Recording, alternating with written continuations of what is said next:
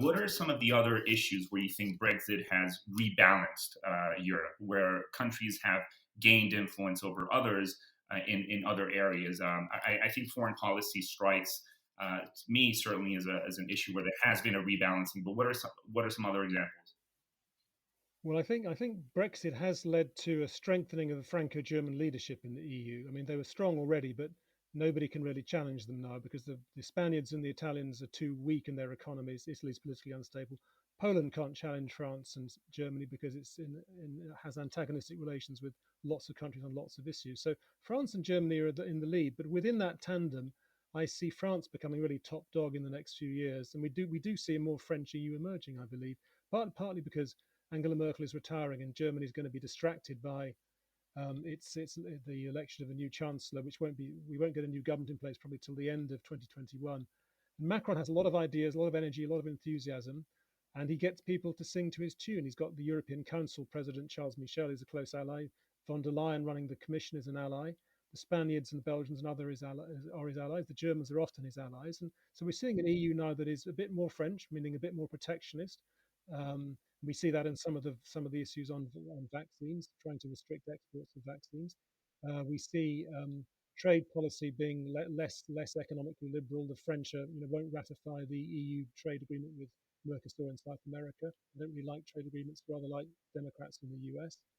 And they talk a lot about strategic autonomy, which is it doesn't just mean becoming self-sufficient on defense and foreign policy. It also means being self-sufficient on technology and not being dependent on others for energy. For example, French are very keen to that that the EU should develop its own big tech companies of the sort that Silicon Valley has, and they hope that rules on data privacy can do that. So we're seeing, in general, a much more French EU emerging, I think, and that's one of the consequences of Brexit. I'm going to be boring and agree with Charles. I think I fully agree with that view. I think France is only military power really now in the EU, permanent UN member. No coincidence, I think, that the byword in the Elysee and frankly in many European capitals and in Brussels is quote unquote strategic autonomy or sovereign Europe. That's an EU that focuses much more on geopolitical agency, foreign policy, defense. It's an EU that has those issues at its nucleus, and it's, I think, no coincidence that those are the areas where the French have a comparative and a competitive advantage compared to Germany. So I do see that a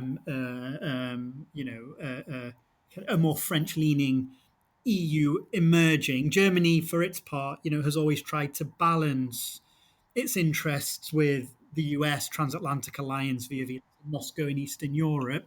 But even arguably, the Germans now are even leaning into France and Southern Europe in a way they haven't previously done. And I think, that the comprehensive agreement on investment is a very good example of that.